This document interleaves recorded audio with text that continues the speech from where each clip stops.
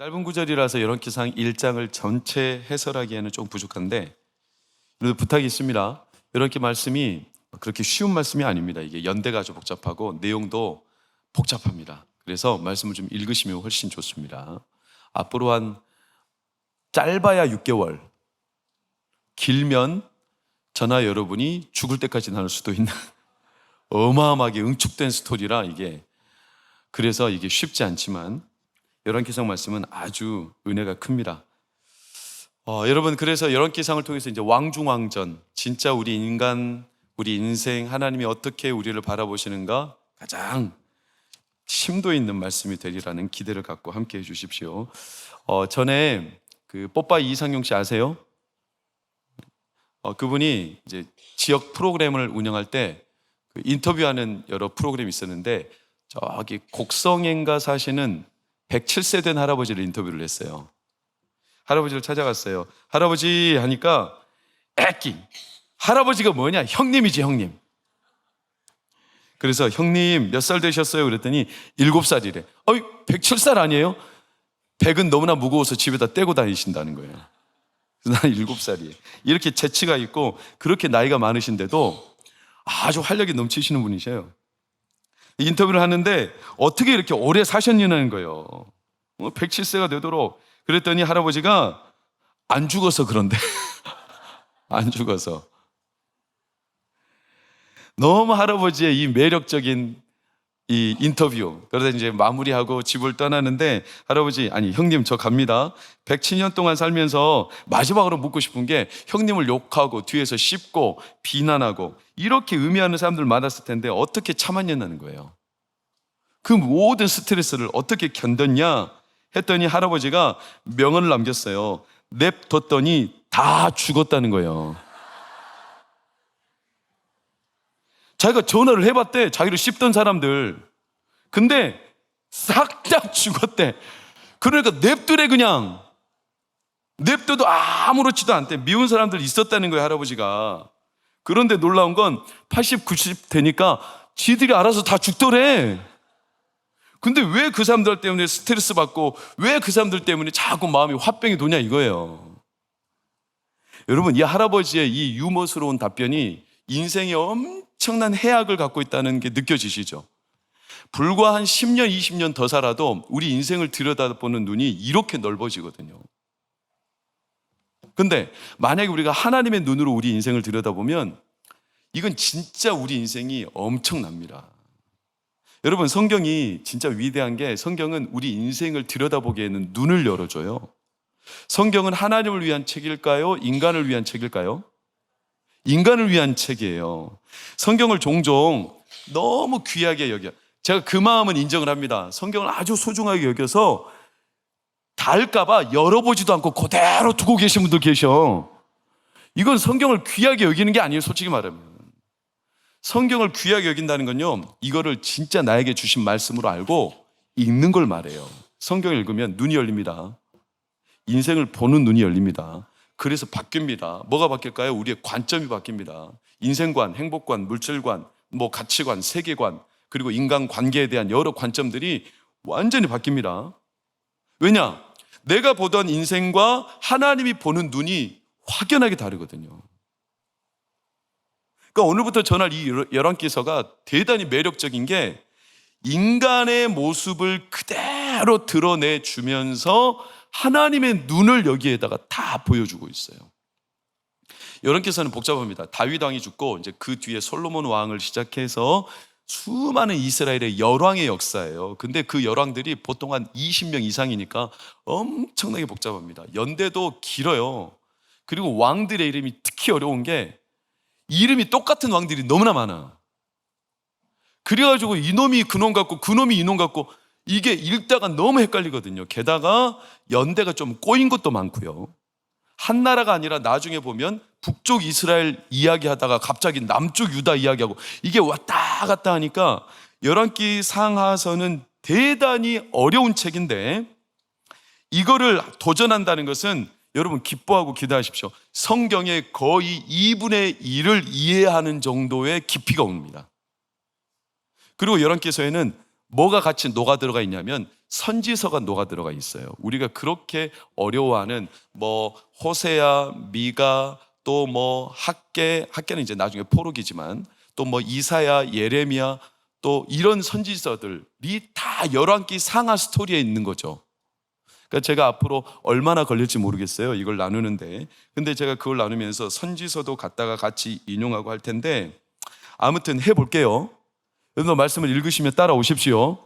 연초만 되면 꼭 성경 부품 가시면 읽으시잖아요. 읽으시죠? 그랬다가 출애굽기 한 25장 가면 율법 나오니까 결국 출애굽 못 하잖아요. 가까스로 출애굽한 사람들은 어디에서 위기가 오죠?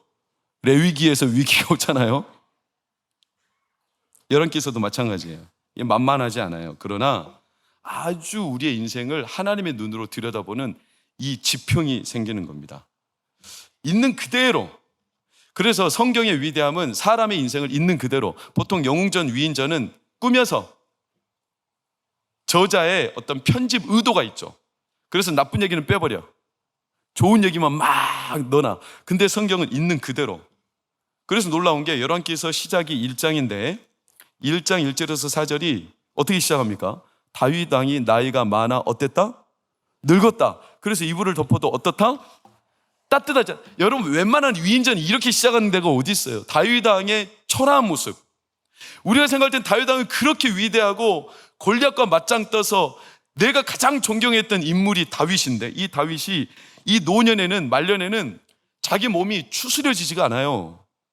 체온 조절이 안 되니까 옆에 수종드는 여자 아비삭을 데려다가 몸을 함께 데펴줘야 체온이 그나마 유지가 돼. 그러니까 그동안은 다윗이 혼자 기계가 왕성했지만 이제는 누군가 돌봐주지 않으면 너무 초라하기 짝이 없는. 여러분 다윗을 이렇게 소개하는 이 여과 없는 열왕기서의 서론은 뭘 말해주냐면, 인간의 역사가 아무리 화려하고 장구해도 결국에 지나가 버리고 만다. 그런데 놀라운 것은 하나님의 통치는 계속되더라. 이걸 말해주는 거거든요. 여러분 그러니까 우리는 말씀을 듣고 설교를 대할 때 항상 어떤 눈을 계속 의식해야 되냐면, 내가 내 인생을 바라보는 눈 말고요, 하나님이 내 인생과 내 가정을 바라보는 눈이 열리시기를 축원합니다. 그게 성경의 목적이에요. 근데 우리는 자꾸 잊어버려. 뭘? 내 인생을 자꾸 내 눈으로 바라보려고 해. 그러니까 스스로 속습니다. 자기 눈에 가려서 하나님의 눈이 없어요. 결국 자기 눈에 가려 살다가 평생 엉뚱한 데 마음 뺏겨서 사는 경우도 많아요. 이런 말이 있습니다. 20세에 죽었고 80세에 장례를 치르다. 어떤 말인 것 같아요? 20세에 죽었는데 80세에 장례를 치렀대. 이게 20세에 그 사람이 진짜로 죽었다는 뜻이 아니라 진짜 20세 때 그 사람이 자기 인생을 딱 살기로 뭔가 부푼 꿈을 안고 시작했는데 20세부터 80세 60년 동안 뭘 위해서 살았냐면 자기 인생의 목적이나 방향이나 자기가 왜 태어나서 뭘 위해서 사는지 하나도 모르고 그냥 무조건 달렸다는 거예요. 그러니까 열심히는 살았는데 하나님이 보실 때는 그 사람은 이미 인생이 죽은 인생이었어요. 하나님 눈으로 볼 때는. 그래서 그 사람은 20세에 죽었고 80세에 장례를 치렀다는 거예요. 우리가 보는 눈과 하나님 보는 눈이 달라요. 그래서 예전에 한간에 이런 오픈 얘기가 있었죠. 하나님이 이제 신이 인간을 만들 때 인간한테 25년 수명을 줬습니다. 너 25년 살아라. 대신 생각하는 머리를 주겠다. 자, 소에게는 60년 주겠다. 너는 대신 인간을 위해서 60년 동안 일만 해라. 소가 뭔 60년 동안 일만 합니까? 괴롭습니다. 차라리 30년 반납하겠습니다. 걔에게는 30년 줬어요. 너는 집만 지켜라. 대신 30년 동안. 아이 30년 동안 어떻게 집만 지킵니까? 반납합니다. 15년. 그래서 걔는 15년 반납했어요. 원숭이 30년 줬습니다. 그러면서 너는 인간을 위해서 재롱만 피워라. 아니 재롱만 어떻게 30년 피워요? 지겨운데. 그래가지고 원숭이도 15년을 반납했어요. 그러니까 소가 30년 버렸죠. 걔 15년 버렸죠. 원숭이 15년 버렸죠. 인간은 25년이라 인생이 너무 짧아. 그래서 인간이 생각하는 머리가 있어서 자기가 너무나 짧으니까 머리를 썼어. 소가 버린 30년하고 걔가 버린 15년, 원숭이 15년 자기 달라는 거예요. 그래서 신이 줬어. 그래서 사람이 어떻게 사냐면 25년, 그때까지는요 그냥저냥 살아. 아무 생각 없이. 그리고 26세부터 30년, 55세까지는 소처럼 일만 하다가 살아. 그리고 56세부터 15년, 70세까지는요 개처럼 이제 퇴직하고 집만 지켜. 그 다음에 70년 뒤에는요, 손주들 앞에서 재롱 피우네. 그러다 끝난다는 거예요. 그런 여기가 왜 있겠어요? 사람이 자기의 눈으로 인생을 바라보는 것과 하나님의 눈으로 인생을 바라보는 게 천지 차이인데, 자기 눈으로 바라볼 때 이게 살아있는 건지 왜 사는 건지 도무지 이해할 수 없을 정도로 그냥 세월이 흘러버리고 아무 목적 없이. 그게 다윗의 노년으로 오늘 대변되는 거예요. 모든 사람들이 늙음하게 다윗처럼 자기 체온 조절이 안 될 정도로 이제 힘이 빠진다. 그걸 알려줌과 동시에 하나님은 뭘 말씀하시냐면, 하나님께서 그럼에도 늙음하게도 하나님의 뜻을 이루어 가신다. 이걸 잊지 마라. 그래서 1장은 솔로몬 왕을 세우는 스토리인데, 이미 다윗이 늙었다는 소문이 온 국가에 퍼졌어요. 그러니까 국가의 초미의 관심사는 뭘까요? 다윗 왕의 후계자가 누구냐? 거기에 사람들이 관심이 있어요. 이때 한 아들이 자기가 스스로 왕이라고 주창하고 나와 5절 6절을 보면 그의 이름은 아도니아. 철부지죠. 다윗 왕이 압살롬 다음에 태어난 아도니아는 애틋했어. 왜냐? 압살롬은 죽었거든요. 그러니까 아들을 잃은 아비의 심정으로 아도니아는 아무 말도 하지 않고 그냥 애지중지 키운 거죠. 그러니까 제일 아래 빨간색을 보면 한 번도 그를 섭섭하게 한 일이 없었다는 거예요. 그러니까 이 아도니아가 철이 없어요. 아버지가 시퍼렇게 눈 뜨고 살아있는데 지가 왕이라는 거예요, 이제. 그래가지고 뭐를 했냐면, 자기가 스스로 왕이라는 것을 알리기 위해 모의를 짜요. 누구를 데리고? 이 공신력을 얻기 위해 7절을 보면 다윗 왕의 신하였던 군대 대장 요압과 제사장 아비아달, 그래야 자기가 힘이 생기는 거니까. 자기 아버지를 따르던 신하가 자기와 함께 한다면 백성들이 이 아도니아를 인정해 주지 않겠습니까? 그러니까 이 요압과 아비아달도 생각이 없어. 근데 더 큰 문제는 뭐냐? 요압과 아비아달은 아도니아가 청한 잔치에 왕으로서 아도니아를 높이면서 갔는데 못 간 사람들이 있어요. 그들이 누구냐? 8절에서 10절을 보면 첫 번째 제사장 사독이, 두 번째 여호야다의 아들 브나야. 브나야는 다윗의 호위 무사입니다. 다윗이 한마디만 하면 바로 가서 단칼로 적을 쳐버리는 용장이죠. 세 번째 선지자 나단. 그러니까 다윗의 최측근의 사람들은 아도니아가 초청을 했어요, 안 했어요? 안 했어요. 애초부터 이 사람들은 같이 못 갈 사람이라고 배제를 시켜버렸고, 가장 유의미한 것은 제일 아래 빨간색, 누구는 배척했어요? 솔로몬. 이게 다 계획된 거죠. 아도니아가 처음부터 자기가 왕이라는 걸 주창하기 위해 자기랑 함께 할 사람, 못할 사람을 구분 지은 거예요. 그리고 그게 큰 문제인 것은 그때 당시 절대 왕정이기 때문에 아도니아가 왕이 되면 이런 이전의 왕권의 사람들은 경계 대상 1호고 숙청의 1호. 게다가 솔로몬 같은 사람들은 반드시 자기랑 어깨를 나란히 겨루던 사람이기 때문에 죽여야 되는 순간이 올 겁니다.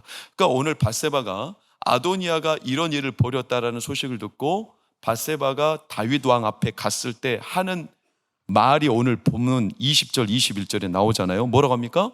아래 빨간색만 시작. 나와 내 아들 솔로몬은 죄인이 될 거다. 이게 틀린 말이 아닌 게 그냥 하소연하는 게 아니라 지금 아도니아의 모든 일들이 흘러가는 대로 보면 반드시 밧세바와 그의 아들 솔로몬은 죄인으로 낙인 찍혀서 죽임당하게 됩니다. 왕권 강화를 위해서 아도니아가 그렇게 할 겁니다. 그러니까 성경은 이런 내용들을 반복되는 문구로 10절, 16절, 26절을 보면 청함받지 못한 사람에 대해서 계속 언급하는 이게 뭐냐? 이미 다윗의 가문도 지금 이지러지고 있다는 거예요. 아니, 이렇게 위대했던 인간이, 다윗 하면 하나님의 사람, 그의 뜻에 합한 사람, 다윗은 무너지지 않을 줄 알았는데, 그런데 그 다윗 집안도 어쩔 수 없어. 인간사가 다 그래. 우리도 어쩔 수 없어요. 늙음하게 노년이 되면 힘이 빠져요. 노인이 백발에 이를수록 영화를 누리는 게 그렇게 쉬운 일이 아니에요. 그리고 자녀들이 노년에 이른 부모님 밑에서 자녀들이 재산 싸움 없이, 유산 상속 문제 없이 서로 화기애애하게, 화목하게 서로 도와주고 돌봐주고 살펴주는 거 그렇게 쉬운 일이 아니에요. 아주 어려운 일이죠. 그러니까 우리가 노년에 이를수록 내 힘이 빠져. 내가 힘이 있을 때는 괜찮습니다. 근데 늙음학 다윗, 오늘 설교 제목처럼 늙음학에 이를수록 우리 가정이 평안하다라는 것은 이건 굉장히 어려운 일이죠. 왜? 힘이 빠지니까. 게다가 이전의 은혜를 사람들은 잊어버리니까. 사람이 참 신기한 게 자기가 베푼 은혜는 잊지 않는데 남이 베풀어준 은혜는 잊어버려. 그러니까 다윗이 이렇게 은혜를 베풀었으나 싹 다 잊어버려요. 그러니까 다윗이 힘이 빠진 틈을 타서 다윗 가정에도 이런 사단이 일어나죠. 제가 이런 말을 제 마음으로 공감하면서 하는 이유가 부끄러운 얘기지만 저희 가정도 예외는 아니라서 그래요. 참 저희 가정도 사연이 많습니다. 제가 목사가 되기까지 뿐만 아니라 저희 아버지 시대 때 형제들의 스토리는 진짜 탈도 많고 일도 많습니다. 저희 아버지는 팔남매 중에 장남이시거든요. 물론 동생 2명이 어린 시절에 죽었어요. 10남매 중에 근데 이제 2명 중에 8남매죠. 근데 저희 아버지가 얼마나 각고의 노력으로 동생, 그러니까 작은아버지, 제 입장에 작은아버지와 고모들을 싹 다 예수님 믿게 했고, 지금은 권사님, 장로님, 집사님들이 계시지만 놀랍고 신기한 건 뭔지 아세요? 그렇게 됐는데도 지 버릇은 걔 못 줍니다. 저희 가정에 할아버지에게 선산이 있어요. 완도 저기 최남단 섬에. 선산에는 할아버지 할머니가 지금 묻혀 계시고 그 아래는 이제 저희 아버지를 비롯해서 작은아버지들이 쭈루루 묻히실 거예요. 그리고 그 아래는 누가 묻힐까요? 저희 시대 손주들이 묻히겠죠. 근데 어느 날 단톡방에 나는 요청도 안 했는데 내가 초대되어서 어느 단톡방에 내가 들어갔습니다. 근데 이 단톡방이 뭐냐면 저희 작은아버지 2분이 단톡방을 만들었어. 온 조카들과 우리 아버지 형제들을 다 초청한 거예요. 한 40명 돼요. 근데 거기에 느닷없이 밤 10시 반에 사진이 2장 올라왔어. 뭐냐면 시퍼런 나다고 시칼. 이 사진이 2장 올라왔어요. 왜 올라왔냐면 그 선산 우리가 갖겠다는 거예요. 아니 못내 할아버지 선산인데 몇 년 전부터 거기다 오두막살이 치고 살더니 우리가 관리할 테니까 우리가 갖겠다는 거예요. 건들지 말라는 거예요. 난리가 났어요. 그리고 제가 참 보면서 저희 큰형님 손영광 목사님이 장남은 장남이더라고요. 장남인데도 딱 작은아버지인데도 불구하고 장남이라서 그런지 질서를 정리해버리더라니까. 와, 제가 그때 장남의 파워를 봤어요. 장남이 아무나 되는 게 아니에요. 아멘. 장남 나왔습니다. 아멘. 그러면 그 작은아버지들 왜 이런 일을 벌였냐? 우연이 아닙니다. 그냥 버린 게 아닙니다. 그때 마침 저희 아버지가 뇌경색으로 쓰러졌었어. 그래서 영등포에 있던 한 병원에 한 달 동안 입원, 사경을 헤맸어요. 돌아가실 거라고 했어요. 힘이 늙음하게 빠지고 더 이상 형제들에게 힘을 부릴 수가 없고, 그러니까 그 틈을 타서 작은아버지들이 일어난 거예요. 우리 아버지가요, 앵간한 분이 아니거든요. 기고가 이렇게 막 기계가 있을 때는요, 아무도 아무 말도 못했어요. 게다가 저희 아버지 어머니가 할아버지 할머니를 15년 이상을 섬겼어요. 똥수발 다 들면서. 그걸 다 잊어버린다니까요.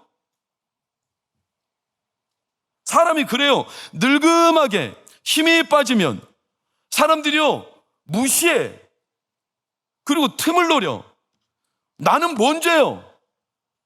느닷없이 10시 반에 단톡방에 초대됐어. 근데 놀라운 거 뭔지 아세요? 할아버지 할머니 묻히고 그 아래 저희 아버지 형제들이 묻히고 그 아래 손주들이 묻히는데, 저희 손주들이 무려 몇 명이냐면 저희가 손이 많습니다. 한 60명 돼요.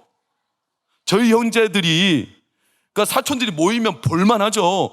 60명이 어떻게 선산에 다 묻히겠어. 그러니까 우리 가정은 선산에 묻히는 사람이 1호, 2호밖에 못 묻혀. 나는 땅 한 평도 선산에 땅이 없다고 나를 왜 거기다 초대했어 도대체. 나한테 주장해봤자 나는 아무것도 도와줄 게 없어. 나는 거기 선산에 권리가 없는 사람이야. 근데도 나를 불러다가 그걸 주장하고 싶은 거예요. 부끄러운 우리 집안 얘기입니다. 소문내지 마세요. 콩가루 집안이라고. 쉽지 않다는 말씀을 드리는 거예요. 사람이 막판까지 끝까지 화목하고 잘되고 평안하고 문제없이 흘러가다가 결말을 짓는다는 게 이게 절대로 쉽지 않은 일이에요. 그러니까 사람이 힘이 빠지고 늙음하게 되면 사람들이 무시하니까 어떻게 하고 싶겠어요? 힘을 기르고 싶겠죠. 남들이 무시 못하게. 그러니까 아도니아가 어떻게 하는 거예요? 그러니까 아도니아가 미리 선수를 쳐버린 거예요. 요압 데려다가, 아비아달 데려다가 내가 왕이다. 그래야 함부로 못하는 거죠. 옆에 뭐라도 끼고 있어야 되는 거 아닙니까? 여러분, 이런 대관식 식전 행사를 아도니아가 먼저 선수를 쳐버렸어. 그럼 이제 밧세바와 솔로몬과 그를 따르던 뭐 사독 제사장, 그리고 나단 선지자, 분하야, 이런 사람들이 이제 숙청의 대상이 되는 거죠. 그럼 어떻게 해야 되겠어요? 이 사람들이 들고 일어나야 되지 않겠습니까?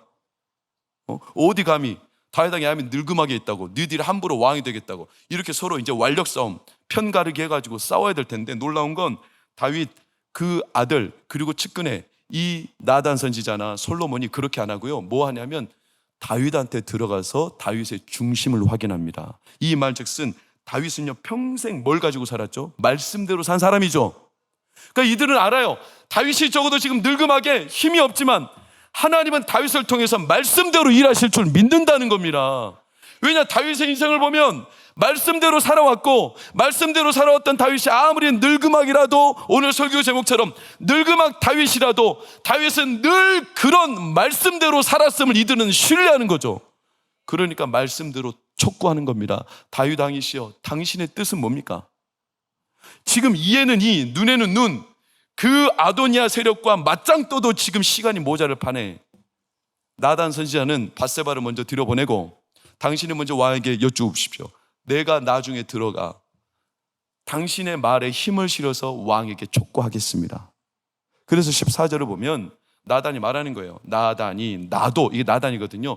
뒤에 들어가서 밧세바의 말씀을 내가 곁들여서 확정하겠습니다. 이게 통했을까요? 안 통했을까요? 놀랍게도 통합니다. 이게 참 은혜입니다. 늙음악 다윗이요, 아직 정신이 살아있어요. 28절에서 30절을 보면 뭐라고 합니까? 다윗 왕이 명령합니다. 이 말을 듣고 정신이 깨어난 거죠. 자기 체온도 조절 못할 정도로 이제는 늙음하기 힘이 빠졌던 다윗이 나단 선지자와 밧세바의 이 촉구 앞에 마음이 일깨워집니다. 그래서 그가 고백합니다. 뭐라고? 내 생명을 모든 환난에서 구하신 나의 여호와 나의 하나님께 살아계심을 두고 내가 맹세한다. 그분은 나를 평생 말씀대로 이루어 오셨다. 그러니 나는 이 말씀대로 여전히 하나님께서 이루실 줄 믿는다. 그리고서 30절 뭐라고 합니까? 내가 이전에 여호와를 가리켜 맹세한 게 있다는 거예요. 그게 뭐냐? 밧세바 너의 아들 솔로몬을 왕으로 세우겠다는 거죠. 그리고 다윗은 거기서 딱 확증합니다. 말에 빨간색 시작. 내가 오늘 그대로 행하리라. 여러분, 이게 하나님을 따랐던 다윗의 말년에 하나님의 이루시는 일이었어요. 말씀을 평생 붙들고 살았던 다윗, 늙음악이라고 그 말씀이 어디 사라집니까?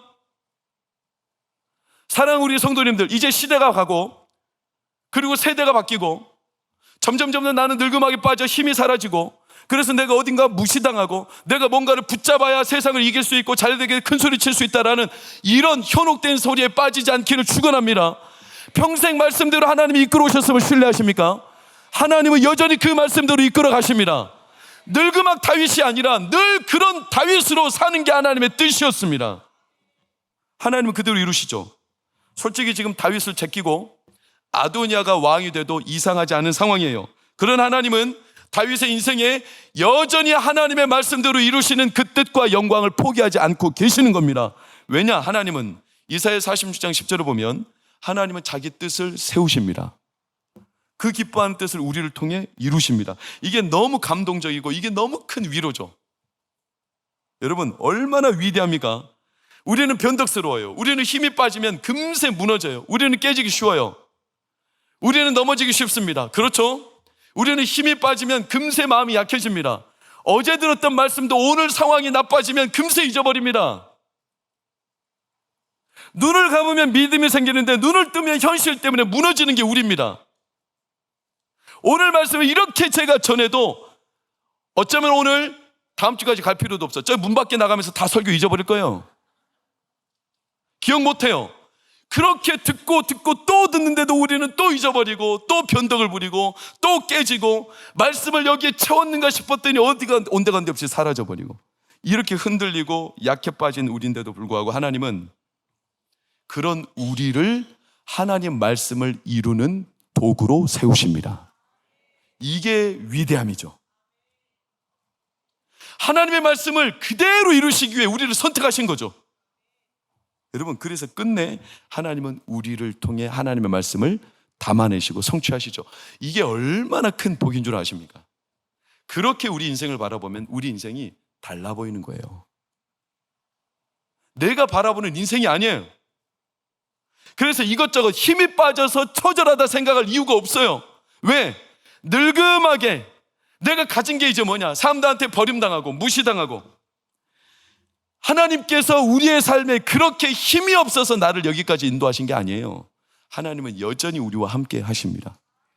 사랑하는 여러분, 이 열왕기서가 우리에게 왜 소망이냐면, 이 열왕기서를 누구에게 들려주신 거냐면, 그 당시 제1 청취자가 포로로 잡혀간 사람들이에요. 누굴까요? 바벨론 포로. 지난주까지 다니엘 말씀을 통해서 우리가 읽었던 바벨론 포로에 있었던 백성들이 열왕기서를 읽었어요. 그들에게 열왕기서 말씀이 전해진 거예요. 그럼 무슨 의미가 있죠? 그들은요, 나라가 망했습니다. 가정이 뿌리채 뽑혔어요. 그들은 힘이 없어요. 이제 남의 나라에서 노예로 살아요. 포로죠. 포로라 함은 늘 끌려다니는 존재예요. 족쇄 차고. 그래서 자기 힘을 부릴 수 없는 이 포로된 자들에게 하나님 열왕기서 말씀을 보내주셨다는 것은, 힘이 빠져서 더 이상 힘을 부릴 수 없는 다윗과 같은 이 노년의 삶이라도 하나님이 말씀대로 이루심을 그들에게 선포하신 거예요. 왜 포로냐는 거죠. 뭐에 묶여있냐? 아무리 포로라고, 나라가 망했다고, 가정에 뿌리가 뽑혔다고 포로로 살 게 아니라, 하나님은 여전히 말씀대로 이루시는 분이니 그 말씀대로 이루신 하나님을 신뢰하시기를 축원합니다. 그게 열왕기서를 전한 하나님의 의도죠. 나단이 화가 난 거예요. 왕이시여, 다윗이 지금 침상에 누워있어요. 왕이시여, 늙음하게 힘 빠졌다고 가만히 계십니까?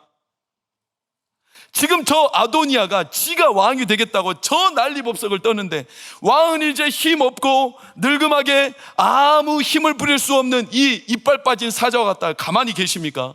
당신의 하나님이 누구신데? 평생 하나님이 당신과 함께 하셨는데 그 하나님을 잊으셨습니까? 왕이시여, 일어나십시오.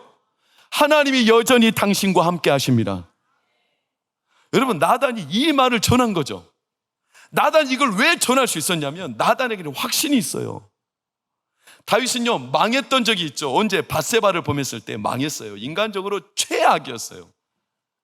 자기 신하 죽이고 아무것도 이제 소망이 없어서 시름시름 알아가며 그 죽어가는 아이 붙들고 자기도 식음을 전폐하며, 이 아이가 죽으면 다윗도 죽을 거라고 신하들이 예측했어요. 이제 우리 왕 끝났다, 소망 없다, 인생 이대로 끝나는구나, 우리는 이대로 망하는구나, 이렇게 생각했던 시절이 있었죠. 다윗도 그랬어요. 근데 그 바닥을 치던 시절에 나단이 봤어요. 뭘? 다윗이 그 바닥에서 하나님이 다윗을 일으키시더라는 거예요. 그때 다윗이 어떻게 일어났어요? 자기 힘으로 일어났어요? 자기가 뭐 돈이 있고 다시 힘이 생겨서 뭔가 남들의 위로와 뭔가 보란듯한 결과를 얻어서 일어났어요? 그게 아니었어요. 하나님이 다윗을 그때 다시 일으키셨어요. 그리고 첫 아이는 죽었지만 두 번째 아이가 태어났죠. 두 번째 아이의 이름을 누가 지어준 줄 아십니까? 그 곁에 있던 나단 선지자가 지어줬어요. 뭐라고 지어준 줄 아십니까? 여디디아라고 지었어요. 여디디아가 뭡니까? 하나님의 사랑을 입은 자 솔로몬을 말해요. 그때 나단 선지자가 가슴이 뜨거웠던 거예요. 끝났고 왕은 더 이상 소망이 없고 이렇게 인생의 나락으로 떨어지는 왕을 하나님이 다시 일으켜 세우시더니, 그에게 새로운 생명을 주시더니 왕 안 끝났다는 거예요. 그럼 하나님이 그 아이에게, 나단 선지자한테 아이의 이름을 여디디아라고 붙여. 하나님이 여전히 사랑하신다고 해. 하나님이 여전히 다윗 포기하지 않았다고 말해. 그 아이 보면서 일어나라고 전해. 하나님을 사랑하는 자, 하나님이 사랑하는 자 반드시 다시 일어날 거라고 다윗에게 전해라. 나단이 거기에 확신이 있는 거예요. 그래서 나단이 이 촉구를 한 겁니다. 왕이요, 늙음하게요? 힘 없어요? 그래서 끝난 거예요? 당신은 늙었으니까 하나님도 늙은 거예요? 당신은 소망이 없다고 하나님도 소망이 없는 거예요? 당신의 인생의 절망이라고 하나님도 절망입니까? 당신이 죽으면 하나님도 죽는 겁니까? 우리가 늙어도, 우리가 힘이 빠져도, 우리가 가진 게 없어도, 우리가 절망의 나라 끝에 있어도 하나님 여전히 살아계시고, 하나님 여전히 힘이 있으시고, 하나님 여전히 역사하시고, 하나님은 말씀대로 그분의 어미를 드러내십니다. 왕이시여, 당신의 하나님이 어디 있습니까? 이걸 나단 선지자가 전한 거예요. 다윗이 이걸 듣고 일어난 거예요. 여러분, 저나 여러분의 삶이 지금 늙음하게, 꼭 나이가 들어서 늙음하기입니까? 20세에 죽어서 80세의 장례를 치러요. 젊은이도 인생의 방향과 목적을 잃어서 무기력하게, 우리나라 은둔형 외톨이 청년이 70만이에요. 70만 명이 집에서 안 나온다는 거예요. 여러분, 70만 명이면 어딘지 알아요? 천안이에요. 천안이 70만 명이에요. 70만 명 천안 도시가 유령 도시에 아무도 안 나와요. 왜? 인생에 소망이 없어요. 그리고 집 밖으로 안 나와요. 그들은요, 이미 죽은 사람들이에요. 그들에게는 하나님도 없고 아무것도 없어요. 그들은요, 이미 늙음하기야. 내가 힘이 없어. 그래서 무시당한다는 거예요. 우리가 힘이 없고, 우리가 늙음하기고, 우리가 절망이고, 우리의 상황이 어려우면, 우리가 변덕스럽고, 우리가 깨지기 쉬우면 하나님도 그러시는 겁니까? 왜 여러분께서 말씀을 우리에게 들려주시냐? 하나님은요, 이렇게 변덕 많고 깨지기 쉽고 마음 약하고 흔들리고 여전히 우리의 삶에 소망이 없는데도 불구하고 하나님은 우리 인생을 그렇게 쳐다보지 않아요. 하나님 여전히 하나님의 말씀대로 이루고 계십니다. 하나님 일하십니다. 이걸 우리에게 전한 거예요. 마귀는 오늘날도 우리를 포로 삼으려 해요. 포로가 뭡니까? 마치 자기에게 뭐 없다고 나는 이제 가정의 뿌리 뽑혔고 나는 나라가 망했고 그래서 포로로 끌려가 족쇄를 찼어요. 그래서 남이 나에게 던져주는 먹이 없이는 내가 살 수 없다고, 내가 힘이 없어서 망했다고, 내가 돈이 없어서 포로 됐다고, 내가 건강이 없어서 남에게 빌붙어서 산다고, 이렇게 생각하는 사람들이 포로죠. 우리가 언제 힘이 있어서 하나님께서 우리를 살리셨고, 우리가 언제 힘이 없다고 하나님 우리를 내치신 적이 있습니까? 여러분, 포로된 상태에서 다시 일어나시기를 축원합니다. 우리를 포로로 부르신 적이 없어요. 마귀는 우리를 속여 뭐라고? 물질의 포로. 물질 없으니까 무시당한다는 거예요. 이뤄놓은 결과가 없으니까 그런 식으로 산다는 거예요. 늙음하게 힘 빠졌으니까 우리 어르신들 무시당할까봐 두려워한다는 거예요. 마귀가 주는 속삭임에 속지 마세요. 병에 걸려서 내가 뭘 할 수 있겠냐, 이런 생각이 사무치는 거예요. 아프니까 그 아픔을 핑계로 나는 이제 아무것도 할 수 없어서 이렇게 계속 인간적으로 동정할 수 있습니다. 그러나 여러분, 그렇게 믿고 산다면 평생 그렇게 살아요. 그러나 하나님은 우리를 핑계대지 말고, 하나님은 우리를 포로로 부르신 적이 없어요. 하나님은 오늘도 우리 가운데 자신의 말씀대로 뜻을 이루십니다. 일어나라 말씀하시죠. 우리의 인생이 아무리 그렇게 보여도 하나님의 눈으로 볼 때는 하나님은 여전히 살아 계세요. 다윗을 그렇게 늙음하게 일으키신 거예요. 마가복음 9장에 물과 불에 자주 넘어지는 아들을 둔 아비가 이제는 손 쓸 길이 없어요. 물에 넘어지고 불에 넘어지고 늘 메말라가 이제는 너무나 예측되는 두려움이 있어요. 그래가지고 더 이상 기도도 못하겠어요. 자기 삶이 이렇게 끝나, 제 아들은 이렇게 죽는다는 거예요. 그 사무치는 암흑에 갇혀버린 아버지가 아무것도 못하고 그냥 세워라 내워라 고개 푹 숙인 채 사는데, 이 아버지에게 예수님이 한마디 하셨어요. 믿는 자에게는 능치 못함이 없느니라. 할 수 있거든이 무슨 말이냐? 너 지금 뭘 바라보고 있냐?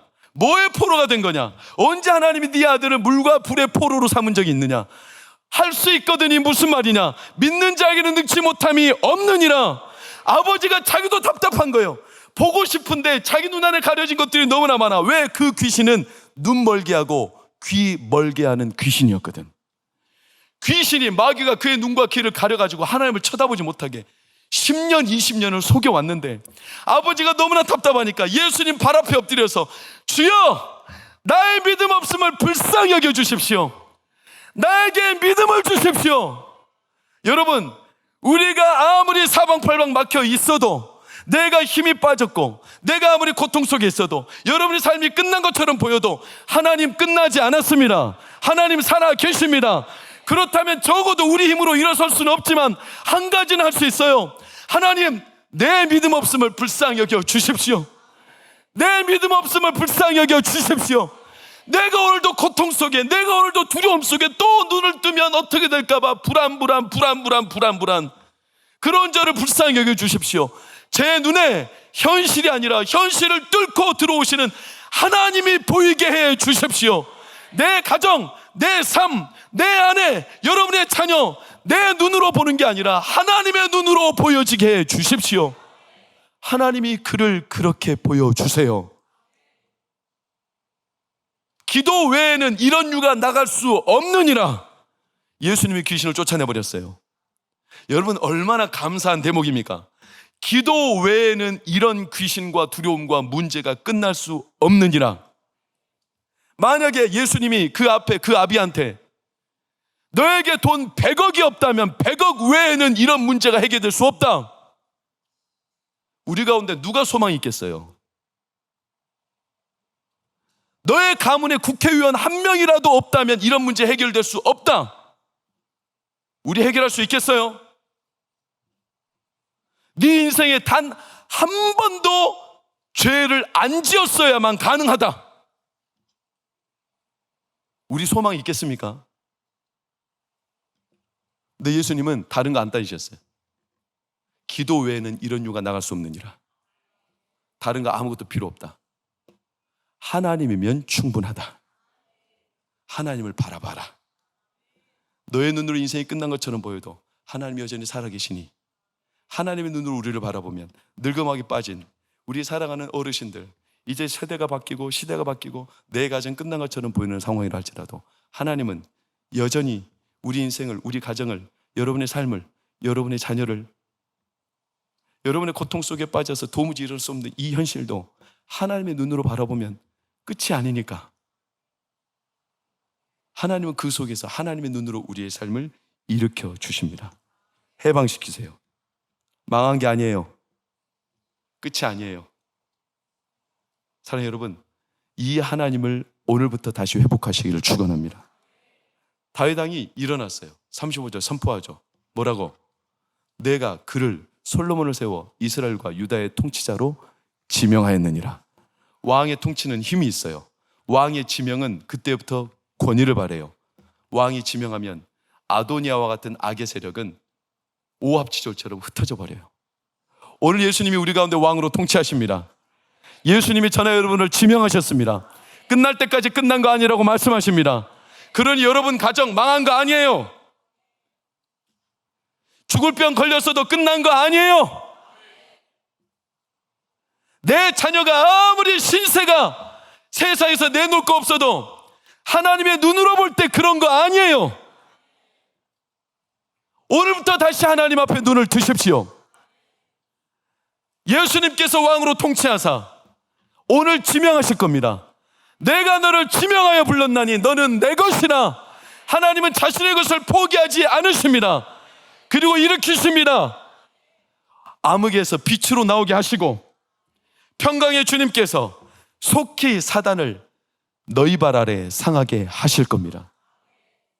이 믿음이, 이 소망이 우리 가운데 다시 불처럼 타오르기를 축원합니다. 그래서 우리 동방교회가, 우리 사랑하는 온 세대가, 온 가정마다 세상에 쩌들어서 길들여져서 자기도 모르게 포로되어 물질이 없어서, 돈이 없어서, 늙음하게 힘이 빠져서 내가 이제 뭘 할 수 있으랴, 이런 생각에 그냥 아무것도 못하고 지나가는 우리가 오늘 눈이 열려서 하나님이 나를 어떻게 바라보시는지 알게 하셔서 여러분의 삶에 담대하게 자녀들도 축복하시고 가정도 믿음으로 축복하시고, 내 가정이 이렇게 끝나지 않으니, 내 인생이 이렇게 마무리되지 않으니 하나님이 반드시 일어나 하나님의 눈으로 하나님의 역사로 이끌어 가실 줄 믿으니 담대하게 선포하며 하나님의 일하심을 기쁨으로 누리시기를 예수의 이름으로 축원합니다. 일어나 찬양하고 기도하겠습니다.